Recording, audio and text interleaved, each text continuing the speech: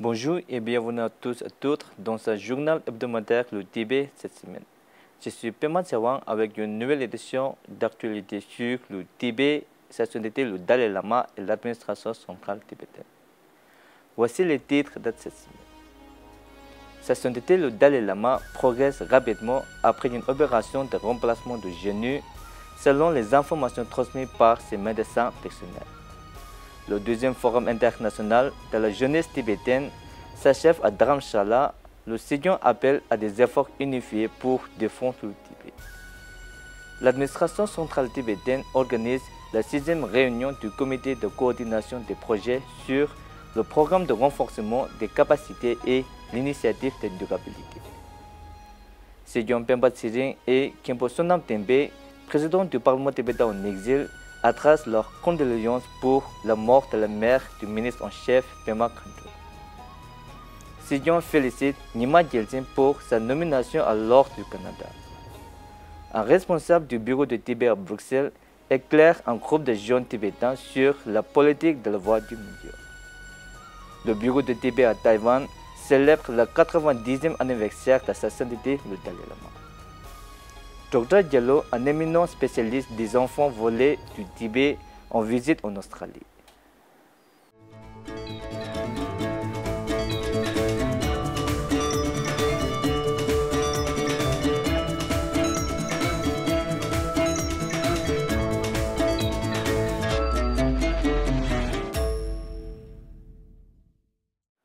Le 4 juillet, dans un message vidéo publié par le bureau de sa sainteté, le Dalai Lama, le 5e jour après son opération de remplacement de genou, le médecin personnel de sa sainteté, le Dr Tshedeng Dorje Chaduzang et le Dr Tsewan Tamjing ont annoncé que sa sainteté se remettait rapidement de son opération, qu'il était mobile et marchait avec l'aide d'exercices de kinésithérapie et qu'il prenait bien ses médicaments.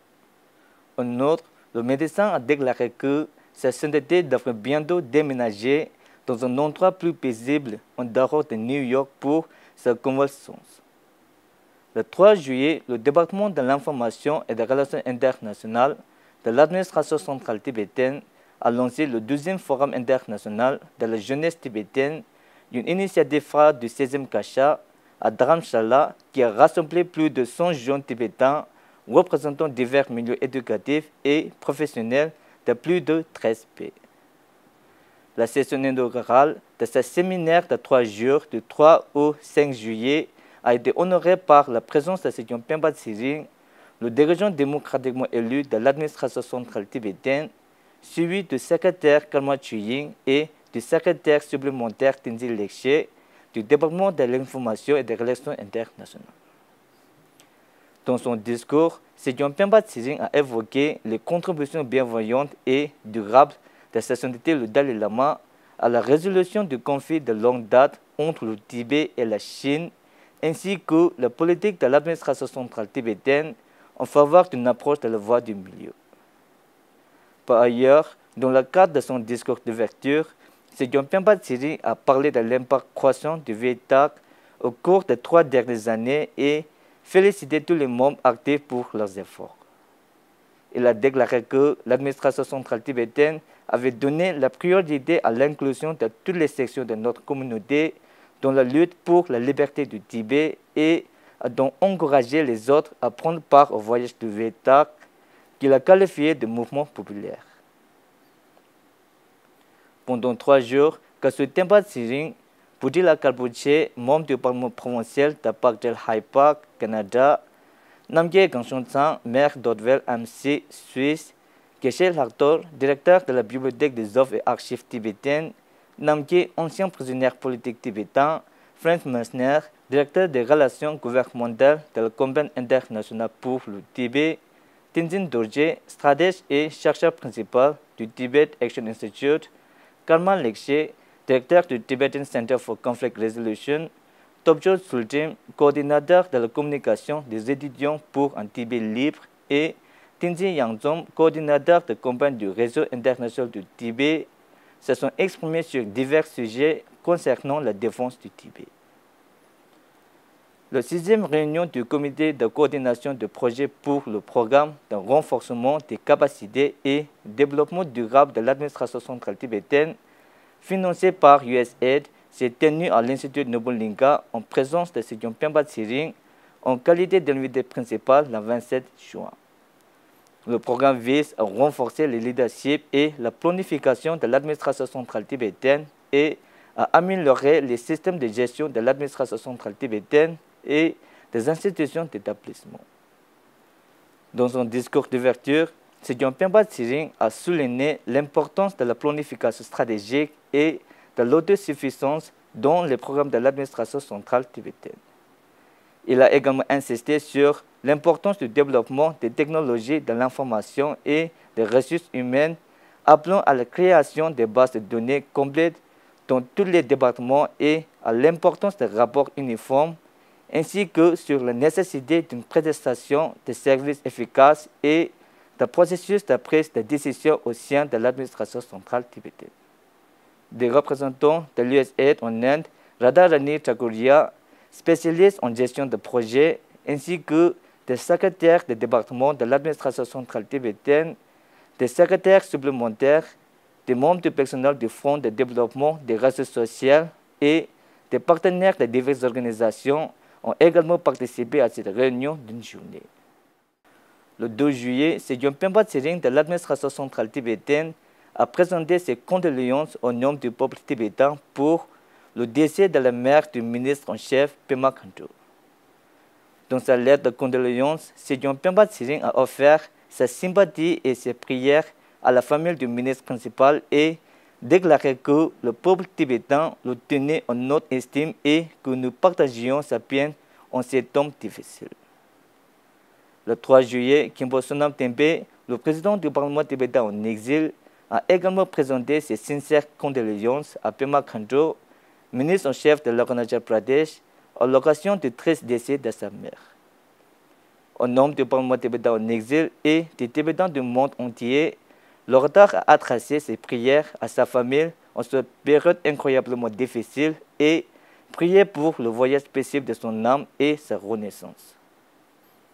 Le 4 juillet, Sejong Pemba Tsering de l'administration centrale tibétaine a écrit une lettre à Nima Gyaltsen, un Tibétain résident à Calgary au Canada, pour le féliciter d'avoir été nommé dans l'Ordre du Canada, la plus haute distinction au Canada. Dans cette lettre, Sejong, au nom de l'administration centrale tibétaine, a exprimé ses félicitations pour cette reconnaissance bien méritée et déclaré que cet honneur soulignait ses contributions exceptionnelles à l'amélioration des opportunités éducatives, en particulier grâce à son leadership transformateur dans le programme de stage de l'école d'ingénieurs Schulich de l'université de Calgary. Un autre, Sejong a souligné son leadership en tant que président de la Project Tibet Society, qui a contribué à la réinstallation réussie de plus de 1000 Tibétains au Canada. Tinzi Punjo, responsable du bureau de Tibet à Bruxelles, a participé à un atelier à Anvers le 29 juin destiné à sensibiliser un groupe de 28 jeunes tibétains à l'administration centrale tibétaine et à sa politique d'approche de la voie du milieu. L'atelier comprenait également des discussions sur la défense du Tibet et l'organisation de campagnes d'information. Un autre, un jeune participant représentant le VEDAC régional, a présenté le groupe et informé l'Assemblée de ses activités en Belgique. Il a également encouragé d'autres jeunes à rejoindre le groupe. L'atelier a été organisé par le Mouvement mondial du peuple tibétain pour la voie du milieu, basé en Belgique. Le 30 juin, le bureau de Tibet à Taïwan a célébré le 90e anniversaire de sa sainteté le Dalai Lama au centre d'activité pour les jeunesses de Xiantien à Taipei. L'événement a rassemblé un groupe varié d'invités, dont l'abbé du monastère de Gandé Charze, Khen Rinpoche Changchup Sangye, l'ancien parlementaire taïwanais Yu Meiru, le membre du conseil d'administration du bureau de Tibet à Taïwan, Huang Ruihu, et le président de l'association tibétaine de Taïwan, Tashi Tsering, ainsi que quelques 500 amis taïwanais et tibétains. Au cours de la célébration, le représentant Khesan Gyaltsen Bava a partagé des informations sur les 4 engagements de sa sainteté, sa relation avec ses disciples taïwanais et les changements de politique à Taïwan visant à faciliter les déplacements des Tibétains. En outre, au cours du mois dernier, l'Association bouddhiste tibétaine de Taïwan et l'Association du monastère de Gandhi Chargé ont organisé d'autres célébrations à l'occasion de l'anniversaire de sa sainteté. Une célébration similaire du 90e anniversaire de sa sainteté a eu lieu à Arshor en Belgique. La célébration organisée par l'Association Demé de Belgique a accueilli Geshe Lungdo Gyendun, directeur de l'Institut de traduction et de recherche tibétaine, en qualité d'invité spécial, et Thilé Wangdu, secrétaire du bureau du Tibet à Bruxelles, en qualité d'invité principal. Le 2 juillet, Dr Diallo, éminent spécialiste de politique d'assimilation et d'éducation du gouvernement chinois au Tibet, s'est rendu au bureau du Tibet à Canberra. Il était accompagné du parlementaire tibétain Lobsang Gyatso Siddhar et de son collègue Dorje Phunzo du Digital Security of Tibet Action Institute. Au cours de sa visite d'une semaine, Dr Diallo rencontrera plusieurs politiciens de haut niveau, des responsables politiques et des membres des amis parlementaires du Tibet afin de partager son point de vue sur le système d'internat de style colonial chinois au Tibet. Il s'agit d'un élément central de l'effort systématique du Parti communiste chinois pour coopter, saper et, au bout du compte, éliminer l'identité tibétaine dans le but de neutraliser la résistance tibétaine à la domination chinoise. Dr Diallo participera également à une conférence publique organisée par le Conseil australien du Tibet et Amnesty International Australie à Sydney, ainsi qu'un séminaire organisé par le Bureau d'information du Tibet avec des experts et des universités chinois sur le thème « Les relations sino-tibétaines dans l'ère post-Xi Jinping ». C'est tout pour cette semaine. Merci de votre suivi. Tibet, à la semaine prochaine.